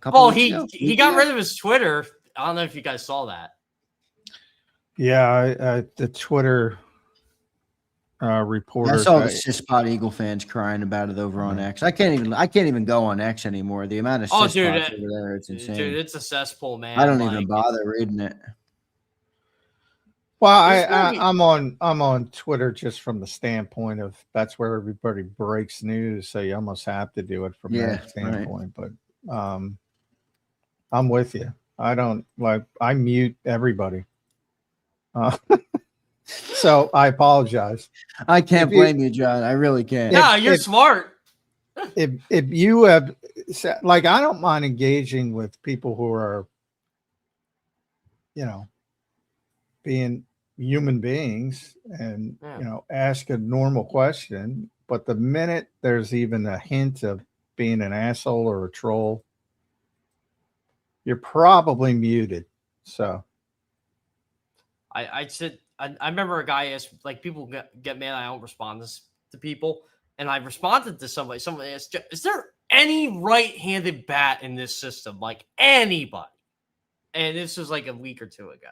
And I said, really, it's Stuart Baroa and Dylan Carlson. He goes, that's what I thought. He goes, I just needed to hear some class. And everybody goes, oh, you respond to him. I'm like, because he doesn't act like it's a legit question. Yeah. All right, BG. I didn't get your answer on that. Is he back or not? I say if he wants to be back, he'll be back. Do the Eagles need him? I mean, look, I've been a BG guy. I've wanted him to stay around last year.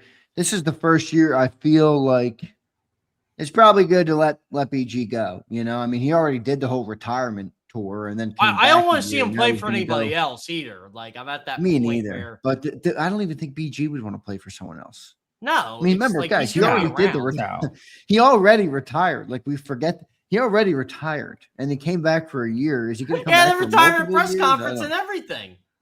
Yeah, that's what I mean. I feel like he's done. I know. Every once in a while, I go back to the pictures. Is anybody going to remember, like if he was done last year? Is anybody ever going to remember he played, except for the Raiders game? I hope so, but he's not getting another retirement press conference. I'll tell you that. No, he gave that. He gave that up. Yeah. Yeah. So anyway, that's the other June 1st move. I'm ready for AJ Brown to retire an Eagle. I'm gonna will that into existence. He might. Years and people as it gets further away. He will not do that, John. Why not? Retire an Eagle? No way. Why would he care? I mean, I'm sure he likes everybody in the building. I mean, it's not that standpoint. I don't. Jalen Hurts ain't sitting next to him in this retirement press conference. I mean, I'm going to go out on a limb and say AJ Brown will not be retiring as an Eagle. You talking about like a one-day contract or something? Well, you're talking if he has, because of his career, obviously. So if he goes 4 more years in New England and he's less successful there than he's here, why not? Why not retire as an Eagle? Won a Super Bowl here, went to 2 Super Bowls here, would have been the height of his career, 3 All-Pros. Why not? He'll be in the Eagles Hall of Fame. Should be. Despite TMZ's faulty reporting, Saquon Barkley was at the wedding, Alex Hunt. Who else? Oh, I got slammed for that. I got slammed for that, by the way. When I said, like, oh, TMZ said this. Oh, if you look at the picture. Well, I didn't look at the picture. I read the article. I read things. Yeah, well, I saw Alex Hunt's hair, so I knew they were wrong right away. But yeah, the grainy, I couldn't see Saquon. Other people said it was too grainy. It was too grainy for me. But yeah, when you look, Saquon's there. It's like a Where's Waldo thing. Yeah. But I mean, he already said he was there, so yeah, I mean, he's well liked. Everybody likes him. He's very popular. I don't know what see it. Yeah. No, I mean, right now he's leaving, and people are. I'm saying after time heals all wounds. People go, this is the best receiver the Eagles ever had. Eagles Wall of Fame nonsense, or what is it called? Ring of Honor. Phillies are the Wall of Fame. Yeah, it's the Eagles Hall of Fame. That's right. Eagles Hall of Fame. T.O.'s not in the Eagles Hall of Fame, but he left on a more controversial note. I don't think he qualified. Well, yeah, he only played. I mean, he barely played here. Yeah. 4 years, I think, is enough to get you in with this success. I think it's 3. I think 3 is the qualification. Is there a qualification? I don't even know. I think so. I think so. I don't even know who would be the guy this year. They're starting to get guys on the 17 team in. Yeah, I'm not a big fan of team Hall of Fames or team retired numbers because they tend to go overboard with it. I used to joke about numbers before the Phillies had their run with Utley and Ryan Howard and Jimmy Rollins. They were putting in a bunch of. I think Steve Jeltz got in. I'm joking. No, he did not. No, I'm joking. If it was reserved for John for real people who get in on merit and the right things, then I think it would be a worthy thing. Well, that's what I'm saying. I mean, if you don't have if you go an extended period of time without winning, they just start putting people in. You know what John's version of a Hall of Fame is? When he retires, he's going to get a football from the Eagles. Yeah, well, hopefully. They were giving them out like candy. I don't know. They don't give them out anymore, so I doubt it. But the one year they were giving them out like candy. I was about to retire just to get one, but no, Nick got one. Yeah, everybody got one. Rob Mighty got one. Nick got one. Les got one. I think Rob got one. He's not actually retired yet. Or because he was leaving. He was leaving the Eagles. You know, he left to go to Tampa. So yeah. You know, but Rob had been doing it a long time. Les obviously been doing it a long time. Damo. But I don't think they've. I don't think they've done it since then, that I'm aware of. So I think they stopped that little policy. But you know, who cares? Yeah. We don't do it for football. Ultimately, yeah, exactly. Ultimately, but AJ speaking about his legacy, which I do think is important to him. It's pretty damn good. I do think it'll be after the healing process. I do think people will realize what he meant for this team. Do you disagree with that? I think time heals all wounds. I think he'll get a rousing ovation whenever he comes back. He is a champion. I think people always forget that. That's what I love about this city. Oh, we'll love you to death if you're a champion. Well, you should love him to death then, right? Won a Super Bowl. Played a big part in 2 of them. Yeah, it doesn't always work that way. Well, that's because social media is full of idiots who they're really not fans. They're seeking engagement. Well, there is that is the truth about some of social media. But did AJ Brown give his all in Philadelphia last year? I mean, do you guys believe that? I don't think he did. I don't know, and I think that's a fair thing for somebody to say. And I agree with people being criticized. But if you're gonna, if this is what it's gonna look like, then it's better we just part ways. You know, and that's where I think that's what I think a lot of people are at. I think people are looking at it as the addition by subtraction thing. Like, we really don't want him to go, but it's better off if he goes because we saw the result last year. Well, it's definitely addition by subtraction. I'm not in a position to judge somebody's effort. I think because, you know, people judge, you know, was his drop balls, which are uncharacteristic, was that more about frustration than effort? I don't know. How do you know that? It's impossible to know. I mean, well, if another team's looking at it, they better hope it was effort, because otherwise it might look like he's a declining player. Well, yeah, and that's why I wrote a couple months ago. I'm like, is he a declining player or not? Like, are the Eagles going to rob the team? Look, his pre-draft scouting report did say that, John. I mean, Lance Zierlein wrote he has problem with focus when he's not the focus. Well, that's why I say. Offense. I mean, to me, it looked like lack of focus because he was frustrated, right? Which to me is a lot different than effort or declining. I remember during the playoff game last year. Again, I don't like to go on social media during games, but I said, you want to blame Kevin Fatula? Is it Kevin Fatula's fault AJ Brown is not catching a football right now? Yes. Yeah. It's always the coach's fault. It's Kevin Long's fault the Phillies can't hit. Not Trey Turner's fault. You know, KP never the players. Deemed the problem, so he will forever be the problem until the new problem. Until they see the Sean Mannion's the problem. What is Sean Mannion's the problem? Well, he will be the problem. No, you know who they're going to blame next? Nick Sirianni. because that's what they like to do. The only way an offensive coordinator becomes popular in Philadelphia is in revision. Yep. Shane Steichen was not popular when he was here. He was not. Then Kellen they had Moore that amazing run. was not popular when he was here. During the run, they were not popular. Believe me. John criticized this offense time in and time out during the Super Bowl season. I remember people being I remember talking Jody off the ledge with Shane Steichen, be so bad on press conferences. I mean, that dude took some shit. Now everybody's like, oh, this is the game I like to play.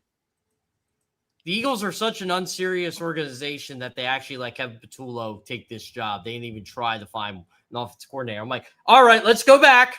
February 9th, 2025. Moore leaves what? The 11th? Who are you hiring? Who are you hiring to be your offensive coordinator? Everybody is gone. Who are you hiring? Oh, yeah, it could be anybody. Well, it wasn't. Anybody. Yeah. Who? Name me people. Show me people. Babu, show me people. Babu. Nice Seinfeld. That was on yesterday. Tremendous Seinfeld reference by Jeff Kerr. Man. Show me people. Show me people. But nobody came. I actually think the one with the Pakistan. Yeah, I was talking to an Eagles executive who went down the list. They hate every offensive coordinator, every single one of them. And he's right. Yeah. Going back to Andy. Yeah. Hey, Brad Jones. Hey, Marty Morning. Yep. Doug, Andy Reid's the top 5 coach in NFL history, and Eagles fans don't think he's a good coach. It's so funny. Yeah. It is hilarious. Sean Mannion is going to take some shit. He knows it. He's great now. They haven't played yet. He knows it. People don't think Andy Reid's a good coach. There are some. Yeah. A lot of people do. Xander, people don't think like we do. People don't think like we do, Xander. There's a lot of people. What time management. What would time management? Got to do a better job. Got to do a better job. Couldn't handle things. Fell in love with the passing game. Didn't run the football. Yeah. Yeah. Well, wasn't a big game coach. Couldn't win a Super Bowl. Yeah. Couldn't win a Super Bowl.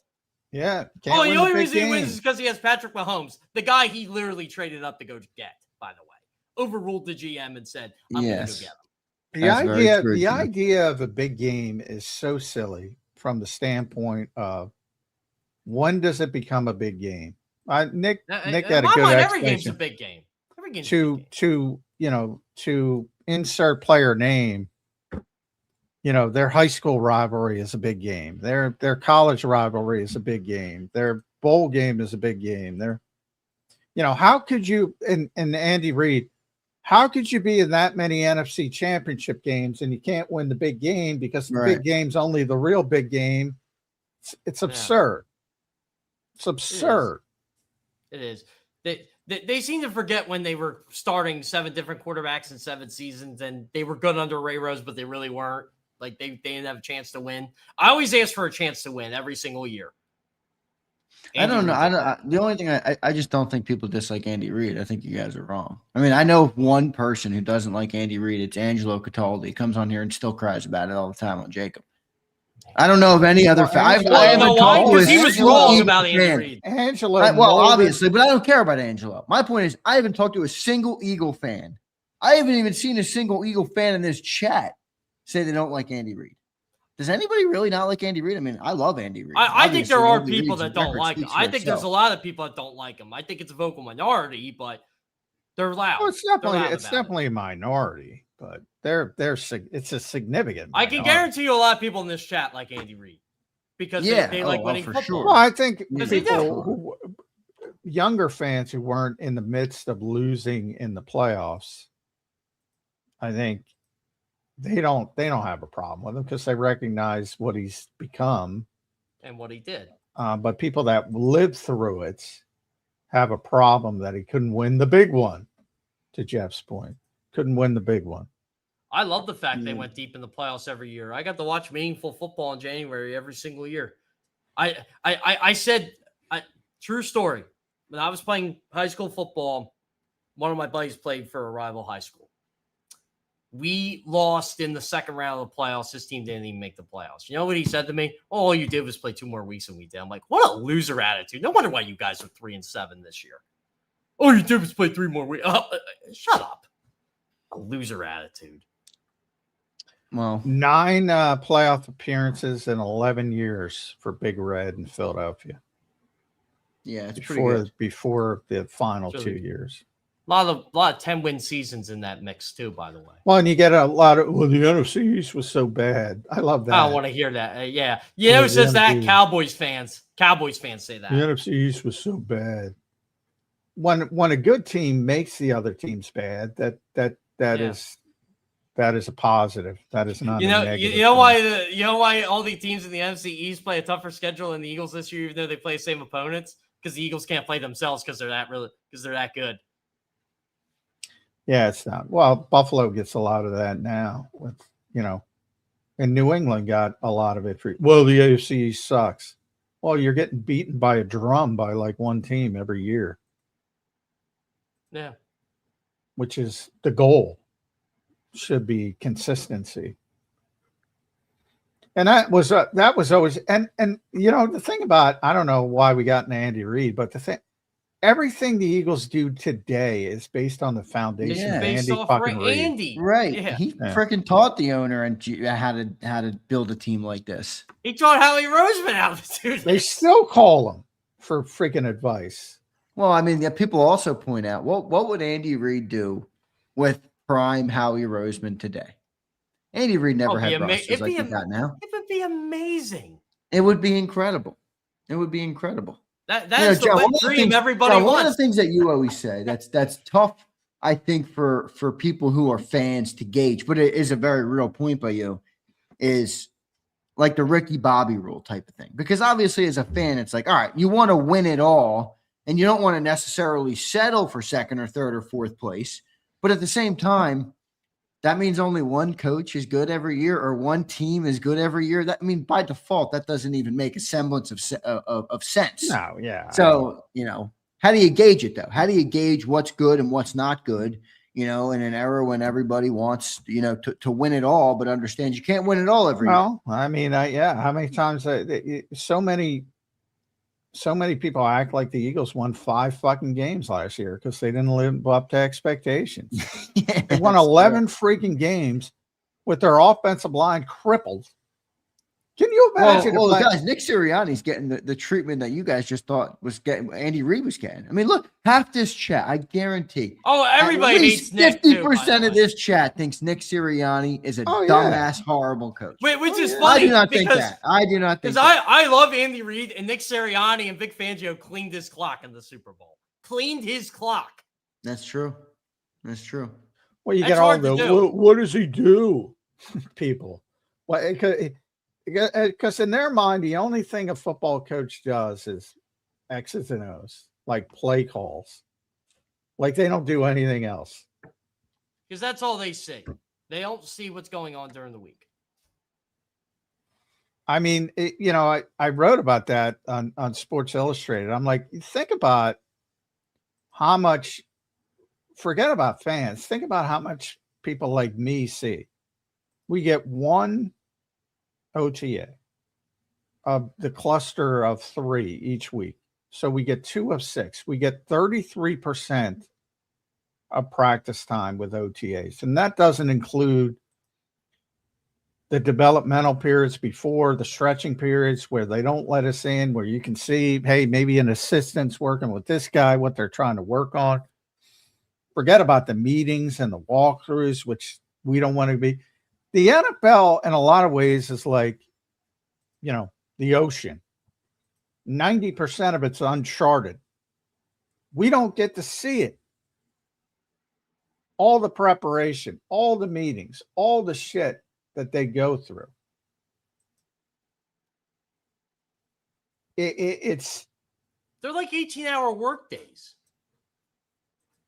it's unbelievable the grind that they go through. And that's players and coaches. But the idea that really is, and Nick got upset about that and still brings it up to poor Tim McManus. And Tim was just being a conduit of the fan. Like, basically, you're not calling plays, you're brought in to call plays. What do you do? And you're just trying to get an answer, and obviously took it the wrong way, but yeah, you can't take that personally. It's that was what you were brought in to do. Just the logistics of the schedule, like I said, the scripting practice, getting what you need to get done in a small amount of time, because remember, everything is collectively bargained. So you have to make sure that every player is getting reps, every player, whether it's your key players in camp or it's your developmental players, to try to get them up to speed. And then as you get into the season, you only have 12 padded practices or whatever it is. When are you going to use them? When are you going to do? There's so much that goes into it. And they're like, oh, just pick this play on Madden. Not to mention, like anybody, how many times, Zander, do I say anybody can go on anywhere because of Google and find playbooks from Bill Walsh and any other legendary coach you want? If they're smart enough to use Google like that. Yeah. Anybody can diagram, can see the diagrams of the play. Can you teach it to 11 different people working in concert? And get them to execute it. Yeah. I mean, it's amazing to me that the illogical nature. Like, what does he do? And I've been long before, and I say it all the time, long before I even knew the name Nick Sirianni, I was advocating CEO coaches of the NFL. I don't want a coach who turns his back to the defense when they're on the field. Yeah, what game was that this year? Was that Kyle? Or was that That's the guy the Eagles are copying, by the way. Yeah. I don't want that guy who's not interested. Now, I'm not saying, look, you got to let Jeff Hapley ran the defense there, now the head coach of Miami. But you got to be involved. If something's going on that you don't like, you're the head fucking football coach. You got to be involved. That's why special teams coaches make good coaches. Good head coaches. I don't get it. But, yeah, to your point, and that's a better point with Andy, in the moment, like I said with Shane and Kellen, like it's all revision. In the moment, people shit on the head coach. Even as good as this run has been, they constantly shit on the head coach. But that's part of it. They get it. Nick Sirianni has the 5th highest win percentage in NFL history. Think about that, by the way. Not good enough. He needs to be Guy Chamberlain. Go look at him up. You won't find a color picture of that guy. Guy Chamberlain. What is it in the Super Bowl era? Is he third? He's behind third. Madden and George Allen? And George Allen. Oh, by the way, George Allen never won. Yeah. He was a good coach, but he never won. Got him there, though, a lot. He was in the conversation. Yeah. They were a good team. Yeah, year after year.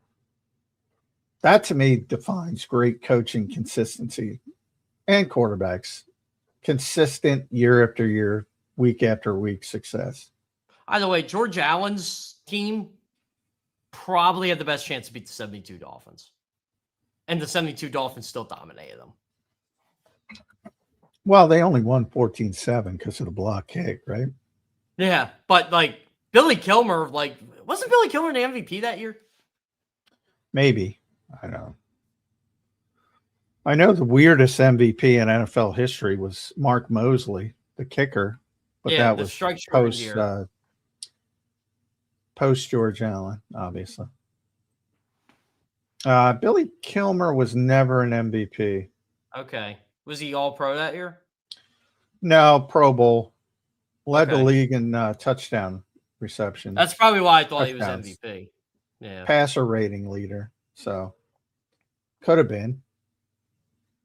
Wonder who was the MVP in 72. trying to think who was good. Was that the Alan Page year? When did he win MVP? Alan Page was really good that year. It might have been it. We'll look it up. Let's see. I know he's MVP, but 71 he was MVP. 72. Oh, it was a Washington player. It just wasn't Billy Kilmer. Who was wow, who else would they would have had? Larry Brown was the MVP. Oh, Larry, I was trying to think of their running back. Yeah. He was the MVP and Offensive Player of the Year. Mean Joe Green was Defensive Player of the Year. Franco Harris was Rookie of the Year. Willie Buchanan was Defensive Rookie of the Year, and Coach of the Year was Don Shula. Those were the days, man. The 70s. Yeah. John Brody. I'm giving you the 70s MVPs. John Brody. 49ers. John Brody was good. John Brody. Alan Page. Imagine a defensive player winning MVP. Larry Brown, O.J. Simpson, Ken Stabler, Franz Harkington, Burt Jones, Walter Payton, Terry Bradshaw, Earl Campbell. I don't think I ever had a player laugh like I made Saquon Barkley laugh that year he had 2,000 yards rushing. I said, boy, he's got a lot of nerve saying what he's saying about you, considering he literally did the same thing to OJ. Well, OJ is a name that you cannot speak, but all legends except for the guy ran for 2,000 yards in the 14-game season. I'm going to mention his name. I don't care. I don't care what he did after his football career at that point. And he's a bad guy, but Earl Campbell's my favorite football player ever, by the way. Love watching Earl Campbell. Crippled him. Earl Campbell, he was a stud for 5 years. He was just unbelievable. Unbelievable to watch. He made Dan Passer. Is it Passerini or Passeroni? I always forget how to say his last name too. The Oilers quarterback. Yeah, Dan Passerini. Yeah. Yeah, Dan. He actually made him look like he was a winning quarterback. Well, he wasn't bad. Different era. No. Remember? Yeah, it wasn't. It was harder. The completion percentages were much lower. It was much because you could play defense. You were allowed to play defense. Yeah. And they used to beat the shit out of those poor guys. The 70s also had the most overrated quarterback in NFL history. Who's that? Joe Namath? Archie Manning. Well, Archie. I think he was overrated. I watched some of the old games. I don't see it. Hey, Zander, I just retweeted the greatest Earl Campbell play of ever. Can you bring that up for younger people who have no idea what I'm talking about? I don't know that I can play it. Is it video, dude? If it's video, I'm going to get flagged. Oh, is it? Well, it's a tweet. It's just I just retweeted somebody's tweet. AJ Brown couldn't carry these guys' jock straps. And AJ Brown's really good. Crazy play, John. Yeah, it's Earl Campbell was a freak, man. Unbelievable. He's also crippled because of it, but I digress. How old is Earl Campbell now, John? That's the ugly part of football. But he ran in such a bruising physical fashion. I mean, he would literally destroy defenders. He's 71. He's my dad's age. Wow. I'm amazed he's made it that far. Here you go. Here's your video. You can see it. I think you can see it. Oh my God. I knew exactly what play he was going with. The poor Rams. Let me mute that. The rip-away jerseys. The Rams were good in the 70s too, by the way. They were very good in the 70s. They were very good. Lawrence McCutcheon, great running back from the Rams. Yeah. Look at this guy running. You don't see people running like this anymore, John. No. All you need now is John Facenda's narration and the NFL bruising music, and you're set, man. Your day is complete. No doubt about it. Wow. Good video there. Yeah. He was something. They don't even make NFL films like they used to anymore. I can't even watch NFL films anymore. Yeah, I don't pay that much attention. I tend to watch old stuff. So when it becomes old, I'll rewatch. I don't get into current stuff. It's like that's how I am. Like I haven't really rewatched the 2017 Eagles season. I'm eventually going to do it at some point. But like yesterday when they had the 2006 NFL playoffs on all the games, I couldn't stop. I'm like, oh my God, I remember watching that. I remember watching Marty Schottenheimer's last game and the Scott Young thing and Brian Dawkins doing whatever he was doing, Wolverine on Tiki Barber. You know, you kind of remember where you were when it happened.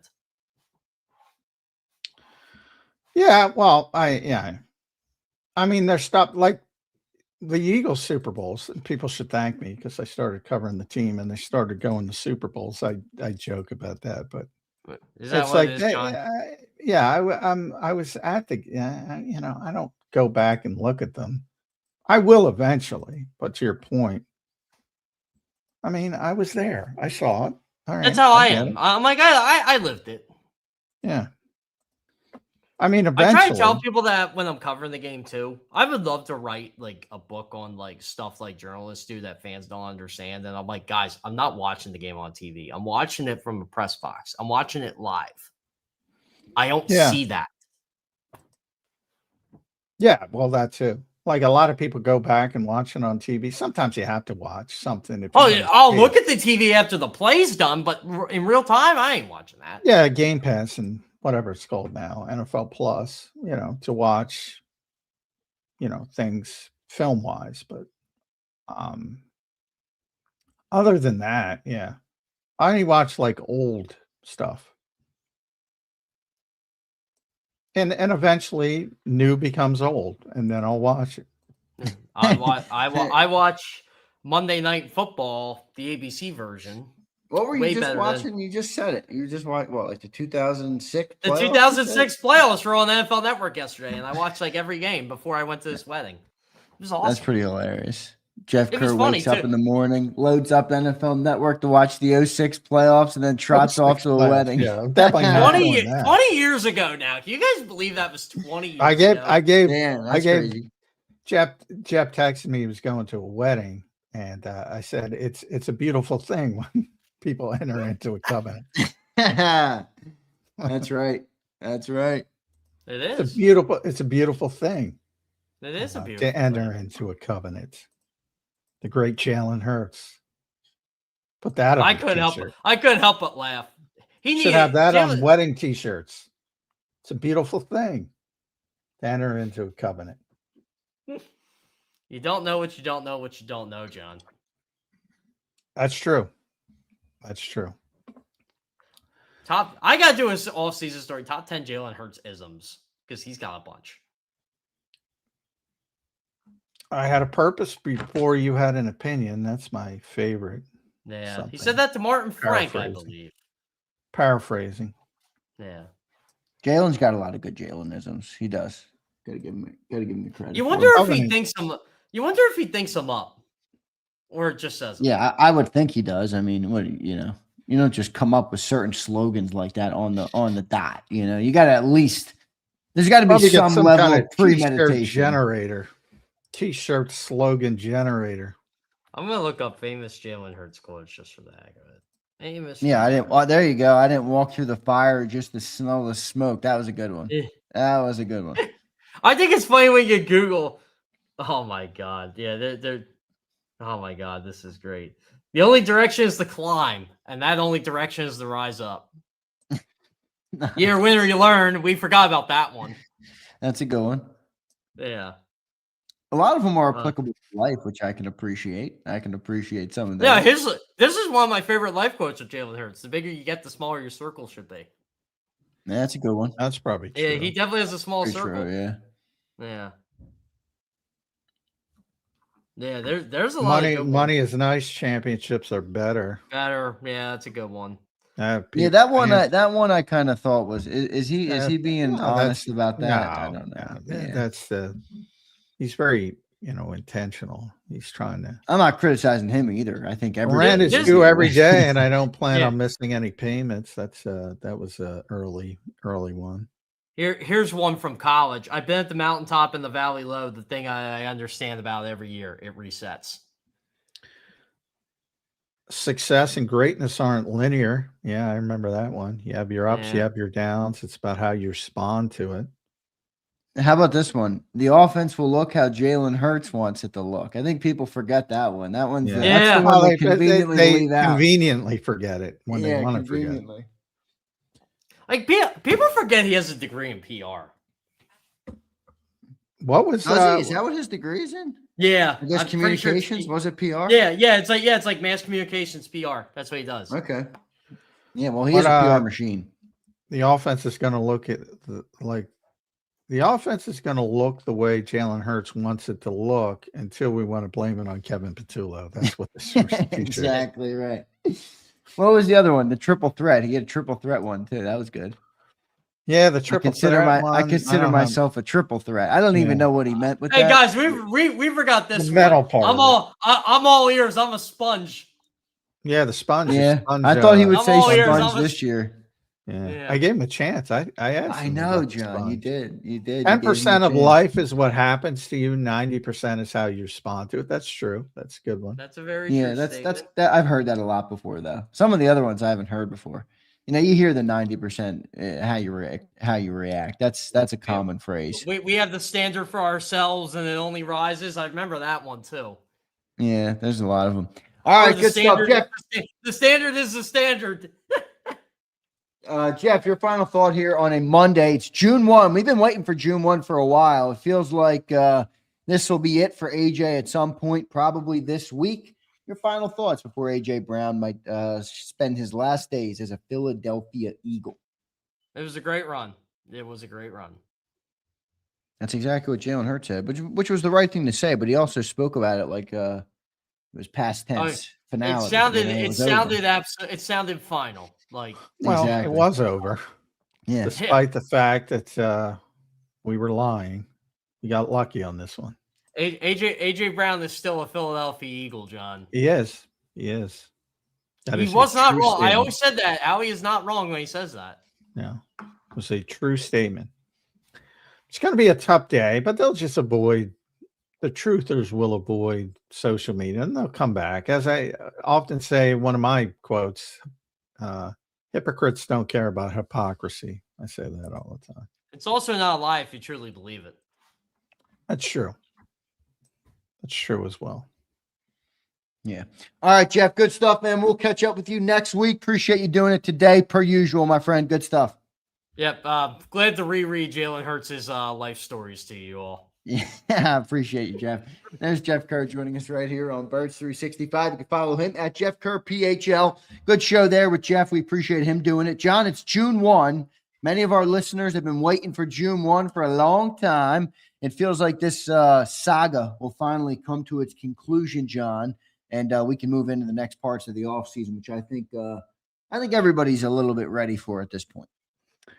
Yeah, I mean, it doesn't matter if it happens at 4:01 within 48 hours, which is my prediction, within a week before training camp. You're not going to see Jalen Hurts. You're not going to see AJ Brown back at the Jefferson Health Training Complex. So when it becomes official, it will become official, but AJ Brown is not going to be an Eagle in short order. And we will turn the page and start thinking about Mekhi Lemon and Dontavian Wicks, and can they be the offense that everybody wants them to be? Yeah, well, I don't know, John. It depends. There are some people out there who think scheme is more important than players. It is not. It's not. Right. So how does that bode, though? Can the scheme can improve the offense to a certain degree? I think we'd all agree to that point. But the players are more important, without a doubt. And will they be able to make up for the loss of A.J. Brown? To what degree can the scheme improve it when you lose a player like A.J. Brown? I think these are all relevant questions, John, that will kind of be the story of the season this year, my friend. Yeah, no doubt about it. And since we're doing cliches, two of my favorite NFL cliches, it's the Jimmies and Joes, not the X's and O's. That means players over scheme. And when it comes to hiring coaches, if you're hiring a scheme, you're doing it wrong. Doesn't it feel like they hired a scheme? then they're doing it wrong. But I don't know. Doesn't it feel like they did? All I can do is listen to Sean Mannion until he proves me wrong. Got to give him the benefit of the doubt. And he says blended. I believe him. Why wouldn't it be?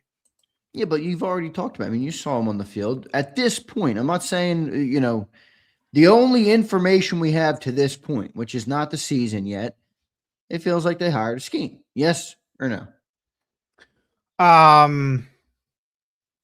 But I don't think it's a yes and no answer. I think it's they want to go to that scheme, but as Sean and you should have a foundational philosophy. So there's nothing wrong with having a foundational philosophy. The part where you go off track as a coach, and by the way, Sean was a player for much longer than he has been a coach, so he knows it from both sides.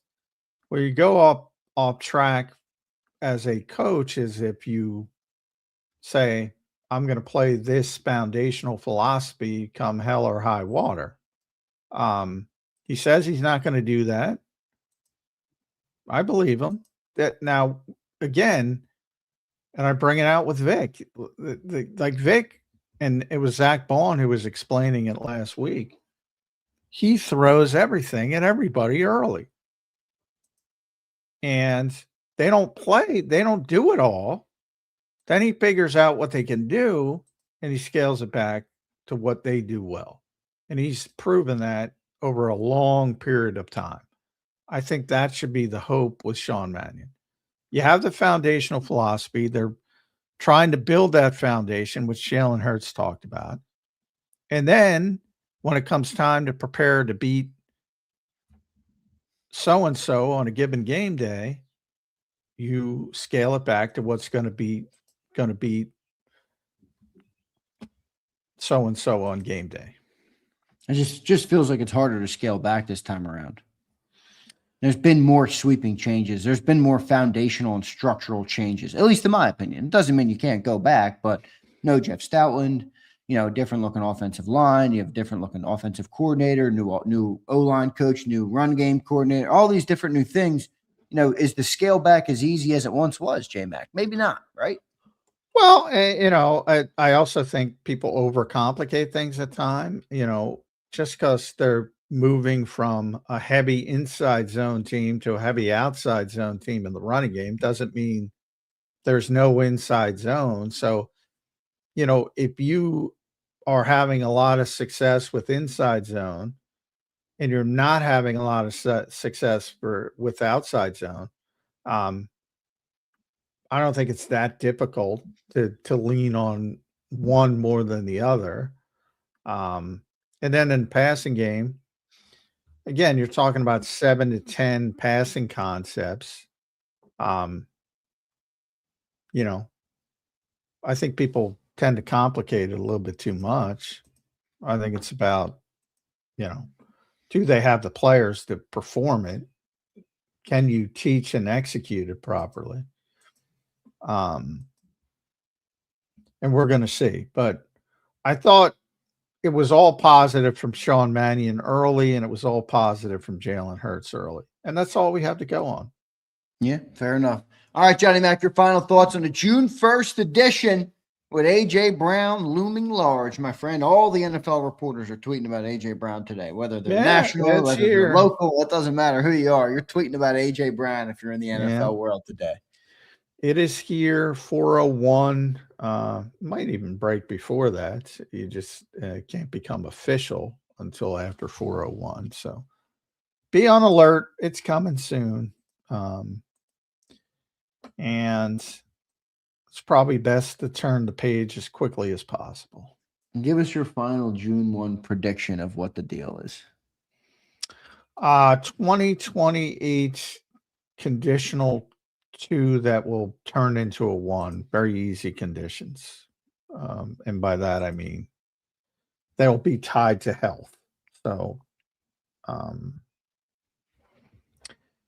if he plays 17 games, it'll be like, if he gets 900 yards, ridiculously easy. That's what I think it'll look like. well, health could be a little bit of an issue. AJ has missed games in the last couple of years, so we'll see. We'll see what it looks like. Johnny Mac, good stuff, my friend. I will catch up with you tomorrow, maybe tonight, if we have a breaking news edition that AJ Brown has been dealt. That could come maybe tonight, maybe tomorrow. If not tonight, we'll talk to you in the morning, J-Mac. All right, sounds good. All right, thank you, brother. There's Johnny Mac, John McMullen. Follow him at JF McMullen. Appreciate him doing it today. Good show. It's June 1. I know all of you have been waiting patiently for June 1. All right, it is here. Does it feel as good as you thought it would? No, correct? No, it doesn't. I saw all the reports all weekend. Everybody's getting all fired up. Oh, June 1 is here. June 1 is here. AJ Brown Day is here. Everybody's ready. It feels across the NFL that AJ Brown will be traded from the Eagles this week. I think it's coming, but will the Eagles be able to prevail? You guys tell me. You guys seem to be very confident in that. As I always say, we'll wait and see. We'll find out. We'll find out how it looks without AJ Brown on the Philadelphia Eagles. It's losing a big player for an offense that has struggled to move the ball through the air. So some big risk here, folks. But I understand optimism tends to be the mentality of a fan, which I appreciate, but also cannot let it cloud your objective, logical judgment, okay? Losing a good player here in A.J. Brown. How will they be able to manage it, make up for it?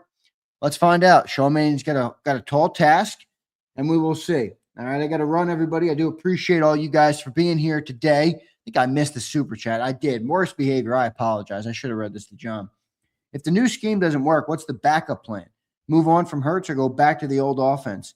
Maybe future first for AJ's ammo for a new quarterback. It's fair.